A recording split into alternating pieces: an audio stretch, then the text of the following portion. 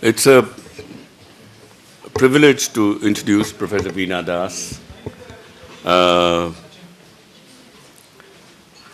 who is giving the second lecture in this Golden Jubilee series.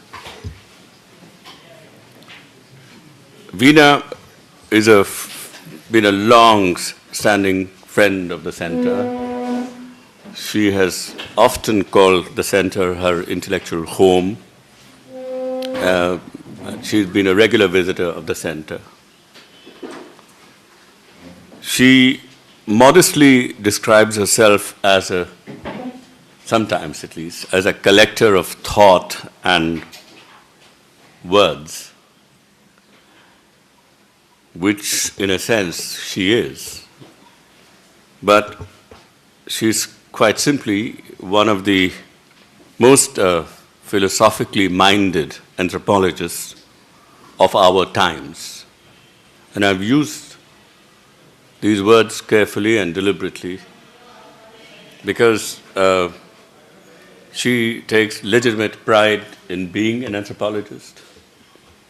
And I don't think she would like the appellation to be interpolated as a philosopher. Partly, not that that wouldn't be an apt description, but she wouldn't want to call herself as a philosopher because most of philosophy is quite impatient and intolerant of common opinion, which she values a lot.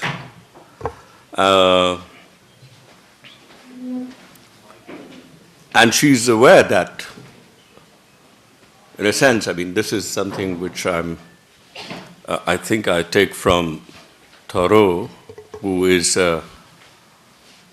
been an inspiration for Stanley Cavell, and Stanley Cavell and Veena are not only friends, but Veena considers him as one of the great philosophers who she admires. That, in a sense, obscurity and secrecy are inscribed in the art and practice of philosophy. I say that with some trepidation, sitting with a philosopher, but I'd like to continue, just to justify why I didn't call her a philosopher. I'd like to continue what Cavell says about philosophy. He says that it oscillates between seeming urgent and seeming frivolous, seeming obscure and seeming obvious, at once seductive and repellent. Now, Veena's work and Veena's thoughts can be very difficult, and partly because she's struggling a lot with her material and with her thoughts, with words. But I don't think she's ever obscure, and she will never she'll never valorize secrecy. Her job is to reveal the hidden, to make explicit what is implicit, and to represent phenomena with the appropriate ethical sensitivity that it deserves. And ethical appropriateness is something which is really, really important for Veena, because the phenomenon that she chooses to represent is very fragile, very delicate. It's human subjects and human relations in the aftermath of critical, I'm using her words, critical and sometimes even catastrophic events, saturated with violence, brutality, massive disruption and dislocation, despair, betrayal, and loss of self. In short, the situation is such, the situations that she's been always kind of deeply engaged with, are one where words frequently fail, and even when they are uttered, they are sterile and benumbed. As she herself puts it, a chasm seems to open up between the words and the world, so that the words are marked by a certain lifelessness. So she deals with a wasteland where nothing is any more certain. Nobody can be trusted. Again, I'm using her words. There's a failure of grammar. There's no criterion. This is a thoroughly garbled existence, and it's where a deep skepticism flourishes. One which is not a philosophical stance. It's not just an intellectual, perspective. It's a mode of. It's an existential condition. I mean, everything is up for denial and negation, and it's in these kind of contexts that she's looking to recover something, and her work is all about recovering something from these situations. And of course, she doesn't want to impose anything. She finds that there are people who are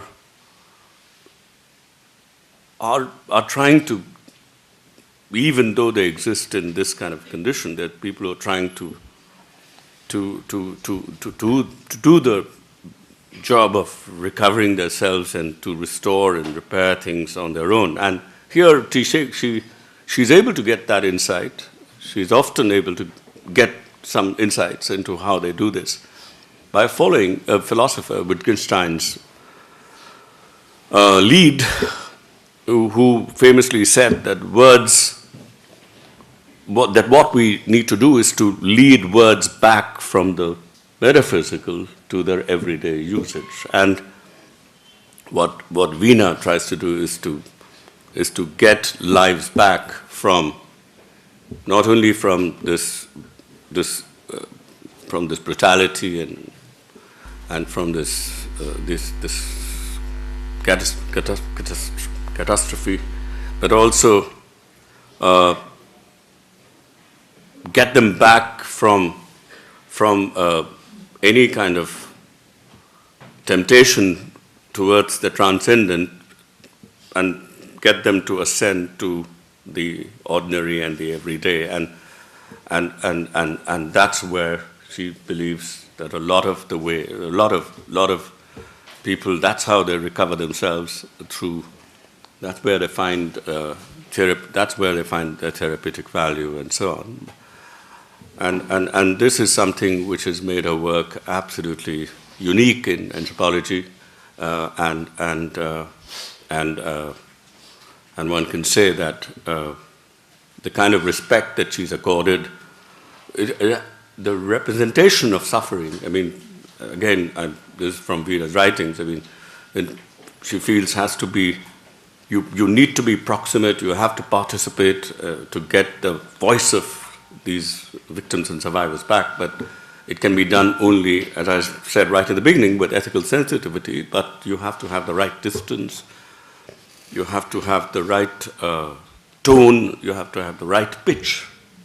All these things are extremely important if you've got to get this thing right, and therefore the respect that you owe them is possible only if you have all these bits built into how you represent them, and the scrupulous attentiveness with which Veena has accorded respect to all the people that she has been with. I won't say studied, because is as I said, made her work exemplary in many ways, and made her change in some significant ways the very discipline that she chose to work on. So Veena, it's a real pleasure that you are here, and a great honor for all of us that you are delivering this lecture. Thank you.